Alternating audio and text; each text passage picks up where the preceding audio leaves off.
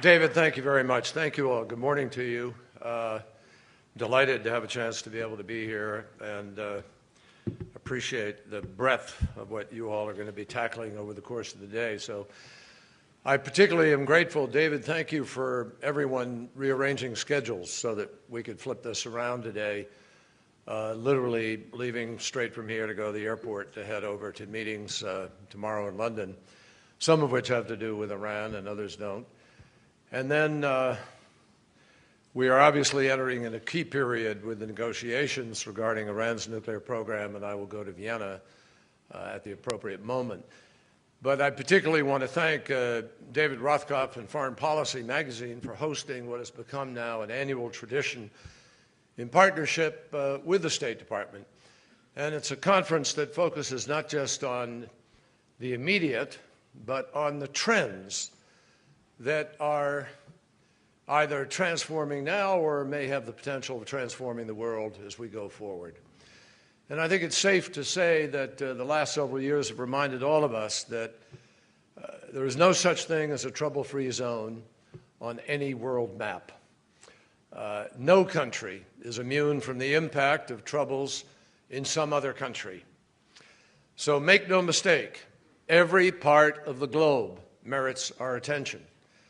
And I'm not exaggerating. I will assume chairmanship of the Arctic Council next April, and we're already planning a 2-year stint of the priorities for the Arctic, and that includes, I might add, priorities that extend to the Antarctic. There is no place that doesn't demand focus today. And it's not as a favor to another country that we do this. It's a necessity for our country. And that's why America's foreign policy is so broadly focused. In fact, I would share with you that the enterprise of American foreign policy and the State Department in particular is a little bit like an iceberg in the sense that if you're looking at it on the horizon, you may only see the top third or so above the water, but beneath the surface, our foreign policy apparatus is more engaged and more connected in more places on more issues than at any other time in our history. And that is documentable. Every single day we are pursuing policies that advance a security agenda, an economic agenda, an environmental agenda, a human rights agenda, and a development agenda. And every single day we are making decisions that have an impact on every continent. And I might add, it is our privilege as America to be able to have that impact and to have so many countries look to us for it. But today, I want to focus on the region that I know a lot of Americans wish was out of the headlines, the Middle East and North Africa. As most of you know, I was a United States Senator for almost 29 years. And yes, senators know how to talk. Interminably. But if you're elected and reelected to the United States Senate 5 times, I would respectfully assert to you, hopefully, it means you have also learned how to listen. And if I were still in the Senate and I'd gone home for a town hall meeting this past weekend, I'm pretty sure I know what I would have heard. Senator Kerry, if people in the Middle East are always going to fight each other, and they want to kill each other, why do we need to get involved? Senator, there are people in New Bedford who are hurting, and how about helping them instead of trying to help the people in Baghdad or Aleppo? Senator, the last time we got involved in the conflict in the Middle East, we spent 8 years and trillions of dollars in Iraq. Tell me why this will ever be different. Or why does the Middle East matter? Why is it our problem? You know, these are all terrific questions, all legitimate. But every question deserves an honest answer. And frankly, even if the truth isn't easy, Americans deserve nothing less. We all remember that great moment in A Few Good Men when Jack Nicholson's Colonel Jessup, besieged by tough questions, snaps, "You can't handle the truth." Well, it might be heresy in today's Washington of simple storylines and hyperbolic headlines, but I think the American people do want the truth. I think they demand it, and I think they deserve it. So when it comes to the Middle East, this is my view of reality, a truth, if you want. We have to be deeply engaged in this region, because it is directly in the interest of our national security and our economy, and it is also in keeping with who we are. Pearl Harbor was the rudest of awakenings to isolationists at home, who, no matter how much some wished it, could not wall off America from the world's struggles. And 9/11 was a reminder that even a small group could hatch an evil plot thousands of miles from our shores that dramatically changed life for the world's only superpower.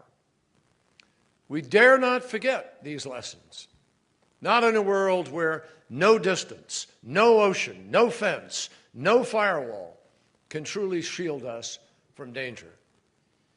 Now, technology has also changed things. Technology lets us live faster and longer, and travel and communicate more widely, and compress a library of information into a single tiny chip. But when it comes to threats, it has also made the world a lot smaller. In the 21st century, next door is everywhere. There can be no limit to our vigilance, either in territory or time. And that is a primary reason why the Middle East matters. But it also matters because our friends are so important to us. We are proudly and unapologetically connected to Israel and many Arab states with whom we have worked closely for decades. These relationships actually make us safer by enabling us to respond earlier and more capably to such security risks as terrorism, aggression, proliferation, and organized crime. By helping our friends to become stronger, we actually become stronger ourselves. And of course, turbulence in the Middle East is also a real threat to our own prosperity. I know what some people say. Well, we're on the verge of kind of moving towards energy independence, so we can walk away from the Middle East. Believe me, none of us miss the days of gas lines and price shocks because of instability in the Middle East. And yes, in recent years, we've made major strides in diversifying our energy sources. Yes, we now are less reliant on Middle East petroleum. But as we long ago discovered, the energy market is global. And any serious disruption to the Gulf oil supplies can have major consequences for our own well-being as well as the global economy to which we are all attached today. And even more than that, our exports drive our economy, create jobs, and help our manufacturers, farmers, and service providers to compete and to grow. All of this is jeopardized when the building blocks of international security are shaken, and nowhere are those foundations at graver risk today than in the Middle East. An example is obviously a country like Egypt, where it has been the intellectual and foundational, cohesive glue, if you will, of the region in many ways for decades. 1/4 of the world's Arab population, fragile and obviously great challenges. If that were to suddenly be at jeopardy because of what is happening, the entire region would be in total turmoil and potentially even sectarian violence, unfathomable today. Another reason the Middle East matters is less tangible but equally profound. The roots of modern civilization can be traced in part to the men and women who centuries ago walked the narrow streets of Damascus and Alexandria, knelt at the holy places of Jerusalem and Mecca, and harvested crops from the fertile plains of the Nile and the Tigris-Euphrates valleys. From such distant ancestors, we have inherited rich spiritual and ethical traditions that evolved over time into the values and ideals that guide us today. Our own nation is diverse in ethnicity, race, background, and creed, but united by a belief in the importance of every human being.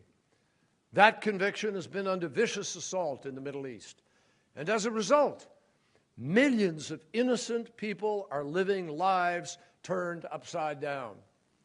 Sure, we could turn away, pretend that we don't see or hear what is happening. But America would not be America if we turned our back on that suffering. It is not who we are, it is not in our DNA, and it is not in our interest. Now, I'm not talking about being the world's policeman, no. And I don't think our job is to fix every problem.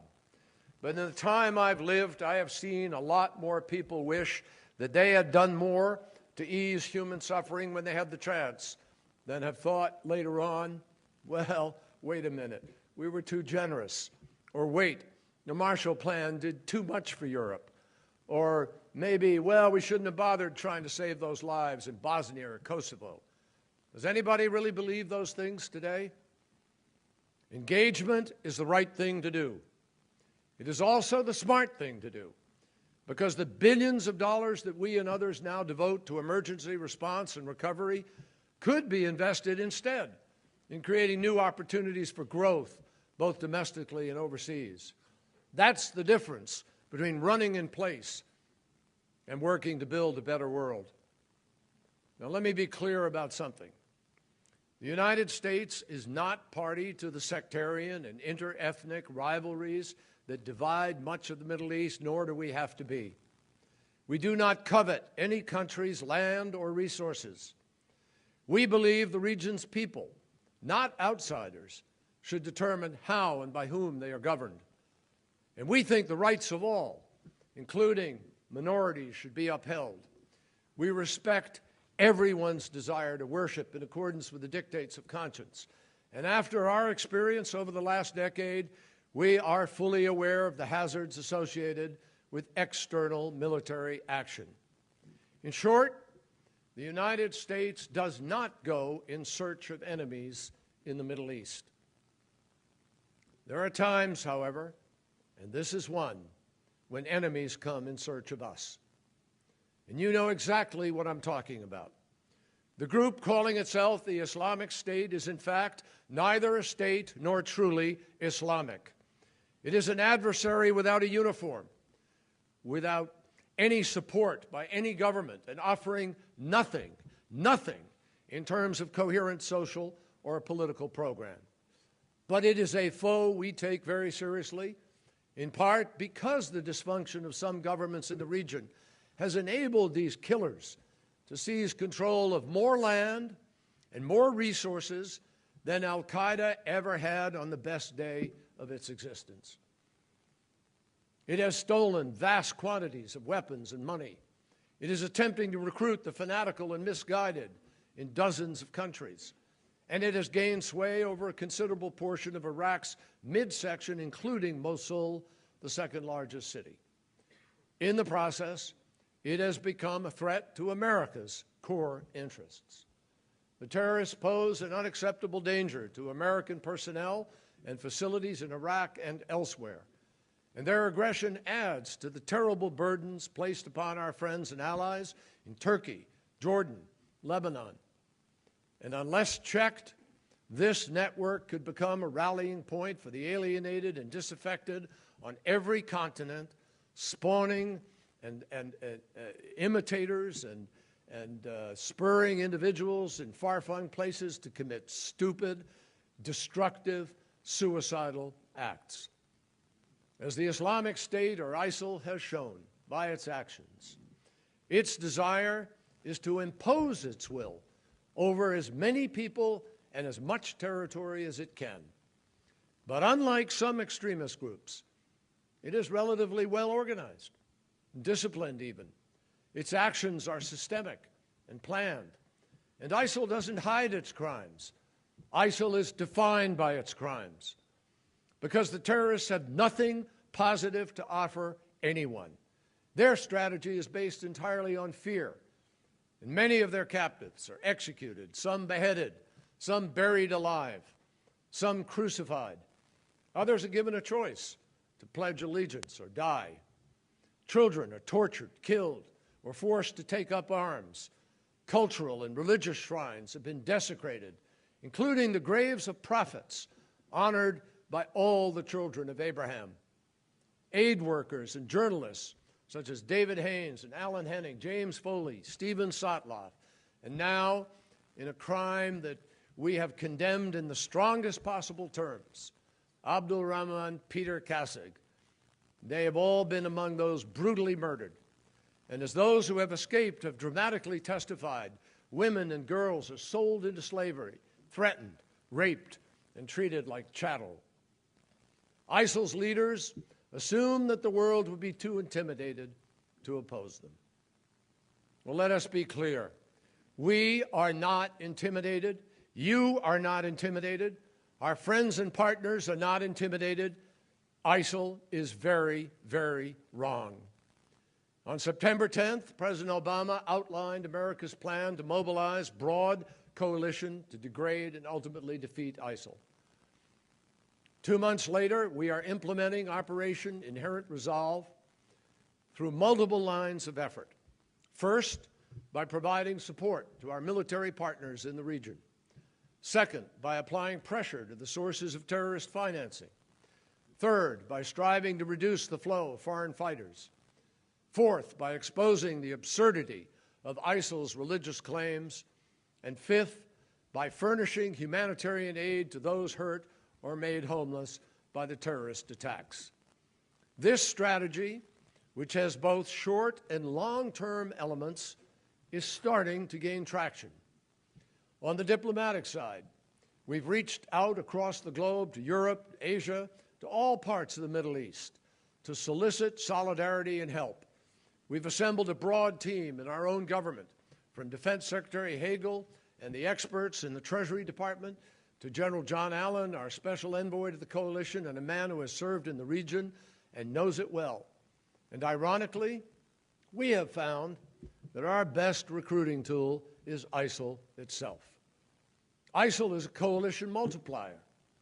And governments that can't agree on almost anything else agree on the imperative of confronting and defeating these terrorists. This is true of Sunni and Shia leaders, Arabs, Kurds, Turkmen, members of smaller minority groups. Where once there was suspicion and discord, we now see the Saudi foreign minister link arms with Iraq's Kurdish and Shia leaders. We see the government of Turkey agree to allow Kurdish fighters to cross its border and take on ISIL. We see the multi-confessional leadership of Lebanon jointly resisting armed incursions into their territory. In just a few weeks, the coalition has attracted more than 6 contributors, while many others have expressed horror at the terrorists' tactics and goals. The breadth of this backing illustrates the galvanizing nature of the ISIL threat. It gives us the diversity and the credibility to move on all fronts, and it will provide Iraq's Sunni tribes with the confidence that they need to ultimately reclaim their lands. One of ISIL's problems, after all, is that familiarity breeds contempt. As one Sunni leader in Iraq said recently, ISIL has humiliated the top sheikhs of Diyala and has done horrible and unforgivable crimes against people here. Last month, that tribe joined with Iraqi national forces in driving the terrorists out of 13 villages in its home province. As far back as January, we had begun increasing our reconnaissance flights and ramping up aid to the Iraqi security forces, shipping Hellfire missiles and other weapons that would have enabled the government, with stronger leadership, to prevent its territory from falling into the hands of terrorists.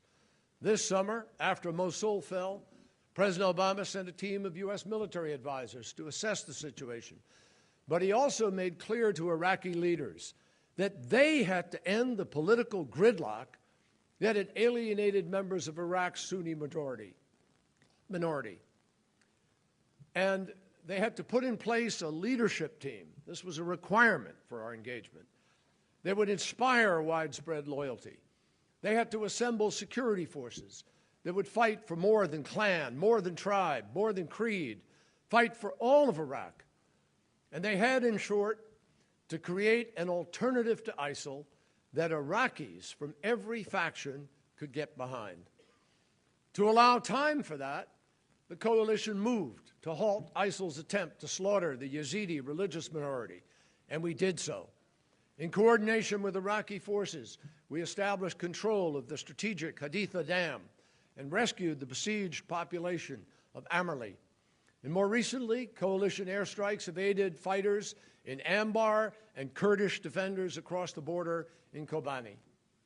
Participating aircraft have come from America, Australia, several European countries, and in Syria, also from the Gulf states. Unprecedented. We are receiving vital help from NATO and have gained the support of foreign ministries and parliaments from one end of the earth to the other, including the Asia-Pacific, from which the President and I have just returned. Together, we are implementing a plan with our Iraqi partners to strengthen their security forces and stand up a new National Guard. The Guard is a breakthrough idea because it will ensure that Iraqis are protected by people with whom they are familiar and in whom they have trust. It'll break down some of the sectarian divide. And the new units will operate at the provincial level, but will be answerable to the Ministry of Defense in Baghdad. Overall, our campaign has begun to have significant impact. The momentum that ISIL built up during the summer has dissipated. It continues, yes, to commit terrible crimes, but it has also been forced to relinquish bases, abandon training sites, alter its mode of communications, disperse personnel, and stop the use of large convoys.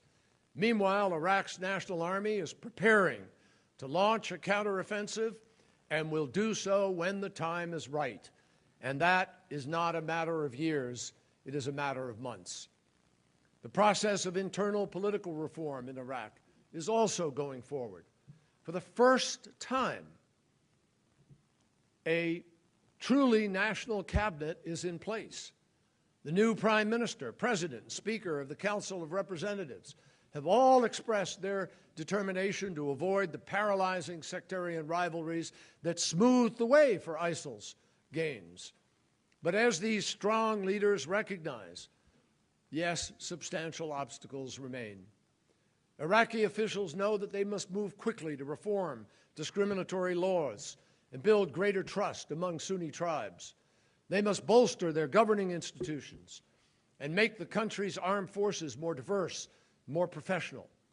Our international coalition can be counted on to help with equipment, with training, but the political will to fight, to defend, and to liberate must come from within.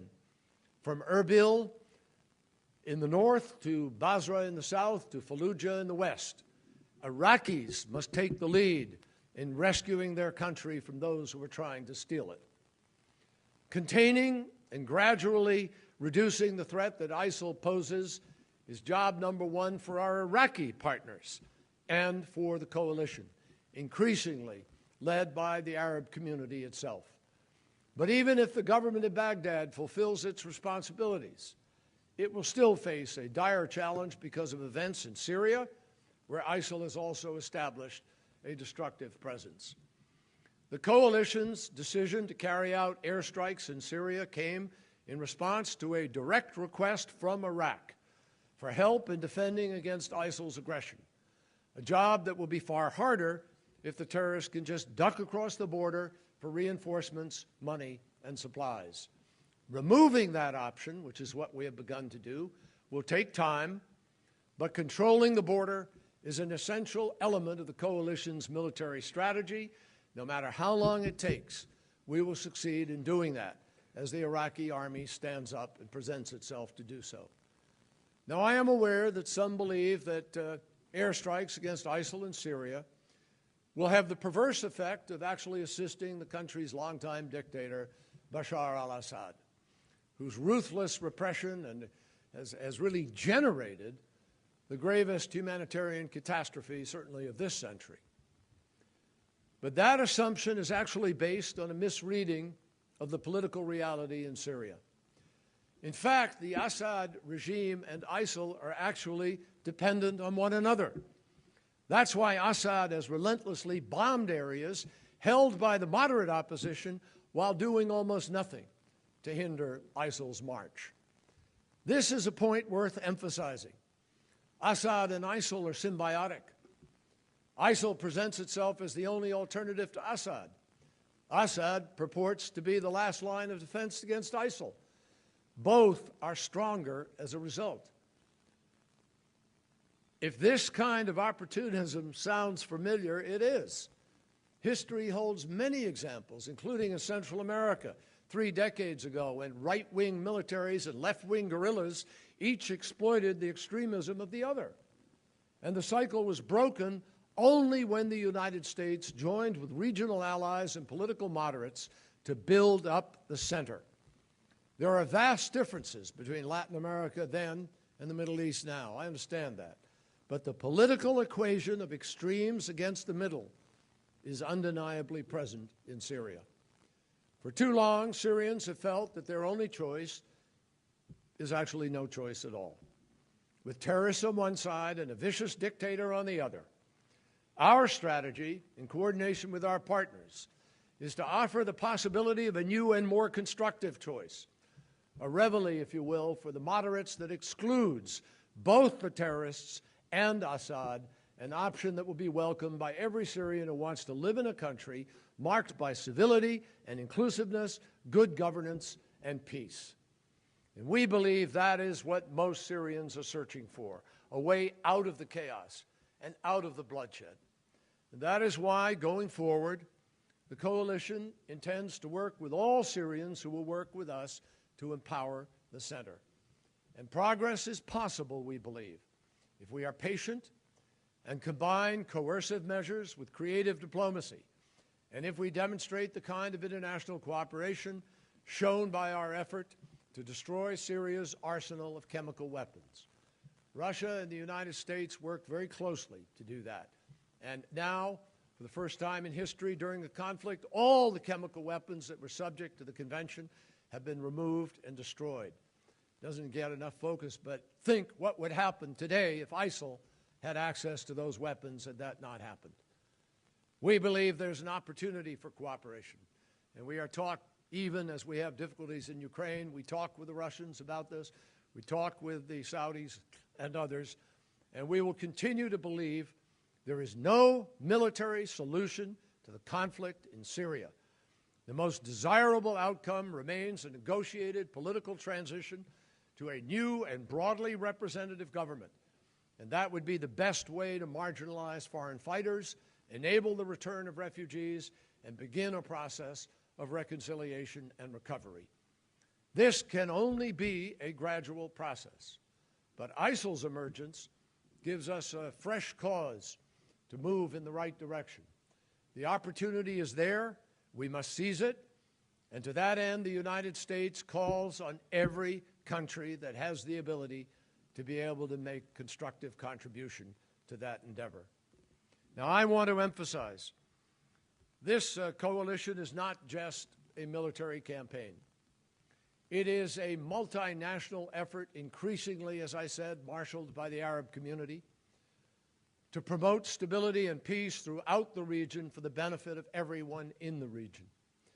And although the center of our activities is Iraq and Syria to some degree, ISIL's influence is by no means confined to one part of the world. Its recruits, tragically, surprisingly to some, can come from any country. They can be male or female, of any ethnicity, and with or without spiritual convictions. Last year, 2 young men left Great Britain to join ISIL. Among the books that they ordered before departing was Islam for Dummies and the Quran for Dummies. So let's be honest. Those recruiting for ISIL aren't looking for people who are devout and knowledgeable about the tenets of Islam. They're looking for people who are gullible enough to believe that terrorists enjoy a glamorous lifestyle and pliable enough to do whatever they are told. The Arab ringleaders of ISIL may be evil, but they're not stupid. That's why the vast majority of suicide bombers and frontline fighters are foreign recruits.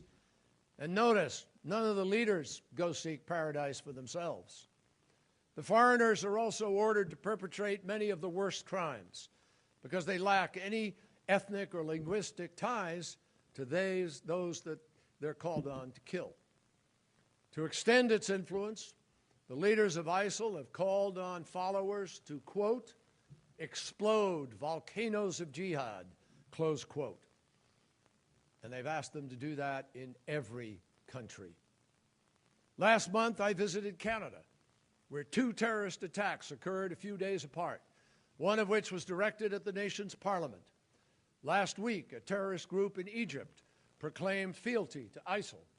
ISIL insists that its acts of murder, torture, slavery, rape, and desecration are in response to the commands of God, a claim that is, to use an old Boston expression, garbage. Much depends on the ability of respected figures from every branch of Islam to help potential recruits understand that ISIL is against everything that faith teaches and in favor of everything that it abhors. In September, at the UN Security Council, President Obama chaired a high-level meeting on the challenge posed by foreign fighters. That gathering, coupled with the launch of the coalition, has sparked a sharp spike in the information that is being shared all across the world now. A broad array of initiatives designed to make it harder for people to join ISIL and less likely that ex-militants will escape detection when they're trying to return home. Last February, for example, Saudi Arabia's King Abdullah issued a decree banning Saudi citizens from joining or publicly supporting extreme religious and ideological groups. Indonesia has banned ISIL, revoked the passports of militants, and detained suspect travelers. In October, the United Kingdom arrested 4 ISIL sympathizers who had returned from Syria with plans to behead innocent people in the streets of London. The United States and other countries, from Norway to New Zealand, have warned citizens against travel to the war zone, and they are all prepared to take legal action against those joining or aiding ISIL. In implementing these policies, we should allow young people who in the past signed up without knowing its true nature and who are genuine in their effort to seek rehabilitation to do so. But those who continue to join and fight today have no excuse. ISIL's identity as a band of murderous thugs should be plain to everyone.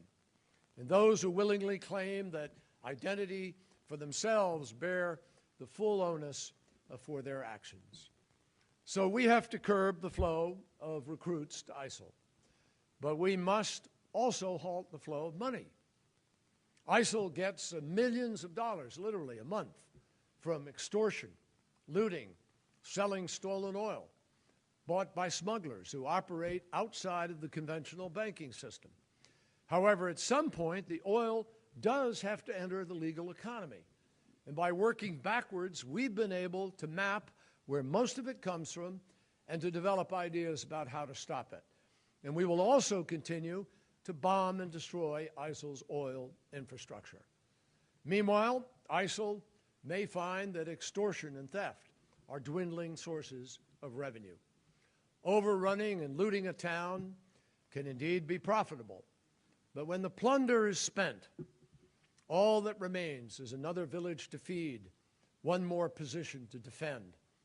In the provinces where ISIL now operates, the Iraqi government had expected to spend more than $2 billion in administrative costs and services. Raising even a fraction of that amount to pretend to deliver the government they have promised to people is not possible. And when you combine it with other financial demands, it will place a growing strain on terrorist resources. We've already seen a 75% cut in pay for ISIL fighters in Mosul. That's why we keep saying this is a longer-term, patient strategy that we believe in. And as for kidnapping, the United States has set a heart-rending but absolutely necessary example by refusing to pay ransom for captured Americans. Last year, the UN Security Council and the G8 firmly endorsed an identical policy. And all of the evidence shows that where and if a country has paid a ransom, there are many more people who are taken hostage. Further, we have applied sanctions against more than 24 individuals associated with ISIL or its predecessor group. And the bottom line is clear. ISIL cannot live on hate alone. Acting together, we can gradually deprive it of the financial oxygen that it needs to purchase loyalty. And when that happens, ISIL will not only be morally and intellectually bankrupt, but just plain bankrupt as well. Finally, our coalition will wage a nonstop campaign in the battle of ideas. Following up on the recent Coalition Communications Conference in Kuwait, governments in and outside the region are implementing plans to rebut terrorist propaganda in both conventional and social media. And while ISIL piles murder upon murder, we are doing all we can to feed the starving, to shelter the homeless, and to heal the wounded. And this is a commitment that we take seriously and that we will honor both during and after Iraq's efforts to drive ISIL out. The victims of ISIL already are in desperate straits. There are enormous numbers of people, as you know, displaced in Syria, about 10 million, 6 million within the country, 6 or 7 million within the country, 1.5 million in Lebanon, 1.5 million in Jordan or more, and similar number in Turkey. And the coalition is going to need to respond to that need. In the end, it really underscores the inescapable truth. This conflict is not between one civilization and another. Don't let anybody tell you that. This conflict is between civilization itself and barbarism. And now we're all aware that the Obama administration has been faulted for not having the perfect answer to every question related to the coalition's campaign. Fair enough, but as a student of history, I cannot recall the United States entering into any major confrontation with advanced knowledge of all the possibilities. Certainly, we understand that the politics of the Middle East are tangled by ethnic and sectarian rivalries, that the ground force components of our coalition remain a work in progress, that ISIL will be very hard to dislodge from some areas, and that the coalition's diversity demands careful management. The coalition has assembled governments that are not fully accustomed to even working together. This makes, yes, for some challenging conversations here and there. But the broad willingness to cooperate is enabling us to make progress. And ultimately, we will be far stronger because of the wide range of perspectives that we represent and are bringing to the table. Now, I readily acknowledge that there are a variety of hard questions facing the coalition, but we're developing convincing responses to each. And we are determined to succeed because the stakes are so high. And to those who differ, we have a question of our own. Why would it have been better to stand aside and give ISIL a green light to continue its campaign of rape, slaughter, murder, and bigotry across the heart of the Middle East? And what would the consequences of that be? We are confronting ISIL not because it's easy, but because it's necessary. In that endeavor, we welcome all questions, but we also want to hear alternatives. Every critic should be prepared to step forward with an answer to another question. What would they do? And I also want to think together about another question. The participants in this conference are focused on long-term transformation and future trends, and well, we should be. But as we do, let us remember the hard reality of the Middle East. If we don't defeat ISIL, there will be no viable or acceptable future for the Middle East. And if we don't build a strong future for the Middle East, it won't really matter what happens to ISIL. Because over time, we will only win the fight against violent extremism in the Middle East if we have a clear vision of what the future of that region should look like. There must be visible and appealing alternatives to the nihilism that flows from the likes of ISIL, al-Qaeda, al-Nusra, and Khorasan. And those alternatives do exist today. But the stronger and more successful that we can make them, the more we can actually engage in the effort to implement them, the better off we're all going to be. Too many countries in the MENA region are held back by inefficient and inequitable economic policies, unresponsive political institutions, inadequate investments in education, and a lack of fairness towards women. Fixing that is a long-term proposition, but long-term commitments are precisely what we need right now. We cannot allow frustration in those countries to grow faster than opportunity. The most dangerous terrorist networks are those that act in the moment, but plan with future generations in mind. We have to do the same. I've heard this directly from foreign ministers in various countries in the region, how these groups plot and plan and grab kids when they're young and capture their minds and pay them a little money in the absence of anybody else doing anything for them, and then they become the recruits and then off they go. We have to have an alternative. 170 years ago, Thoreau wrote that for every 1,000 hacking at the leaves of evil, there is one striking at the root. If today's children are to prosper and raise their own families in a climate that is free from fear, we have to strike, all of us, at the root. And that task is by no means simple, but believe me, it is within our power. So even as we mobilize forces to defeat ISIL, we must also encourage measures to reform governance and create opportunity throughout the MENA region. That will not happen by trying to persuade the local population to turn away from its rich spiritual and cultural traditions. Change must develop from inside. But by reaching out where we can, investing in what we can, the United States can help to furnish the leverage that builders within the region seek. In that endeavor, President Obama has asked each of us never to feel constrained by the limits on what we think we can do. He wants us to define and act on what needs to be done. And we know that there are many, many people in the Middle East, in and outside of government, who, notwithstanding current problems, are building platforms for development, diversity, democratic institutions, and peace. And they are doing it right now, and they do it often at great risk.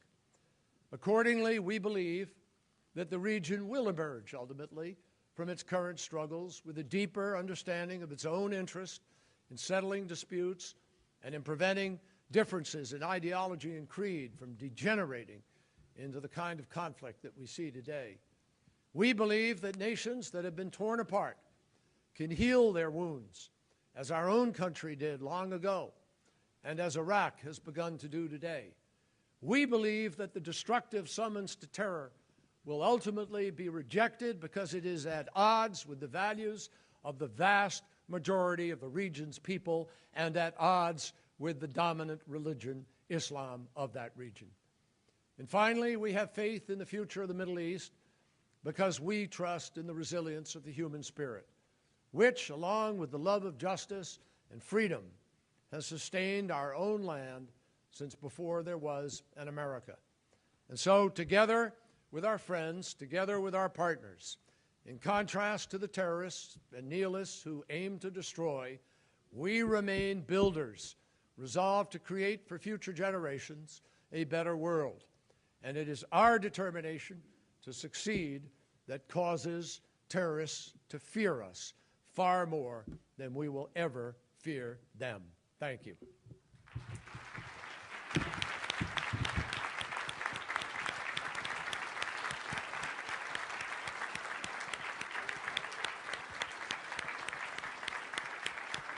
Thank you. No, it was great. It was great. Have a safe trip. I hope so. All right. Thanks. Thanks, Mark. Take care. Bye-bye. Bye-bye.